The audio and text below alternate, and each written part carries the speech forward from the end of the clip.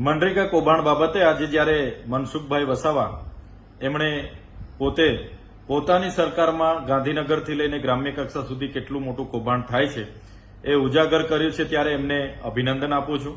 આ એ જ મનસુખભાઈ વસાવા છે જ્યારે 1 મહિના પહેલા આ મનરેગા કૌભાંડનું જ્યારે મેં પ્રેસ વાર્તા કરી હતી ત્યારે આ એજન્સીઓને બચાવ કરતા હતા અને આવું કોઈ કૌભાંડ અહીંયા થયું નથી એવી પોતાની વાત મૂકતા હતા.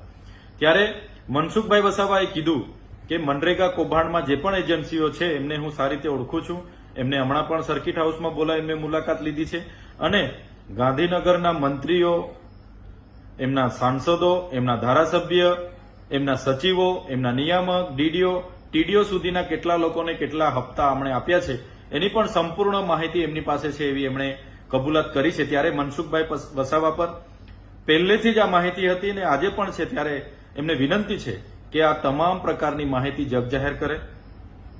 કોઈ પણ જિલ્લામાં જે પણ કૌભાંડો થયા છે એ કૌભાંડો એ એજન્સીઓને જ્યારે 2017 સુધી પંચાયતો પોતાની રીતે કામ કરતા હતા, ત્યારબાદ બચુભાઈ ખાબડ મંત્રી બન્યા અને એમના સાંસદોને સાથે રાખીને આ વિસ્તારમાં મટીરીયલ પૂરું પાડવાના નામે એ ચાહે જલારામ એન્ટરપ્રાઇઝ હોય, મુરલીધરન એન્ટરપ્રાઇઝ હોય, રાજ કન્સ્ટ્રક્શન હોય કે સવર્ણ કન્સ્ટ્રક્શન હોય, તમામ એજન્સીઓ લાવીને મટીરીયલ પૂરું પાડવાના નામે ટેન્ડરો આપવામાં આવ્યા.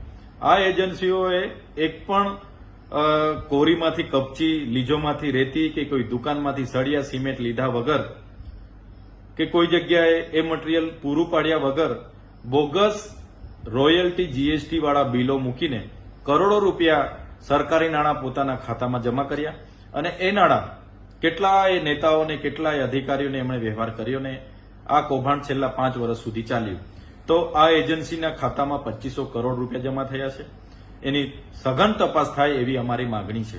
સાથે સાથે આ એજન્સીએ જે પણ કૌભાંડો કર્યા છે એમાં આઉટસોર્સિંગ કર્મચારીઓને એમાં આરોપી બનાવવામાં આવે છે. કેટલીક જગ્યાએ પંચાયતો પર દોષનો ટોપલો ઢોળવાની વાત છે. ત્યારે આ એજન્સીએ મટીરીયલ પૂરું પાડવાનું હતું, નતું પૂરું પાડીને કૌભાંડ કરેલું છે. એટલે આમાં જે પણ ઉચ્ચ કક્ષાના અધિકારીઓ છે, જેમ કે નિયામક હોય, ડીડીઓ હોય, ટીડીઓ હોય, એના પ્રોજેક્ટ કોઓર્ડિનેટર હોય, એમના પર પણ કાર્યવાહી કરવામાં આવે એવી અમે માંગ કરીએ છીએ. આમાં મટીરીયલ પૂરું પાડવામાં પંચાયત કે સરપંચ ક્યાંય જવાબદાર હોતા નથી. એટલે જે પંચાયતો પર દોષનો ટોપલો ઢોળવાની વાત છે બિલકુલ પાયાવિહોણી છે.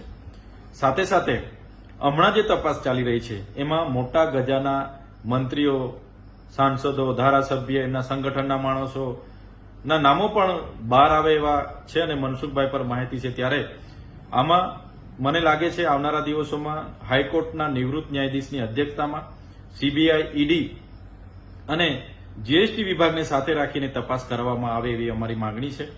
જ્યારે પણ કોઈ વ્યક્તિ નાનો ગુનો કરે છે ત્યારે દાદાનું બુલડોઝર ત્યાં પહોંચી જાય છે, ગૃહમંત્રી શેખીઓ મારે છે કે કોઈને કોઈ ચમરબંધીને છોડવામાં નહીં આવે.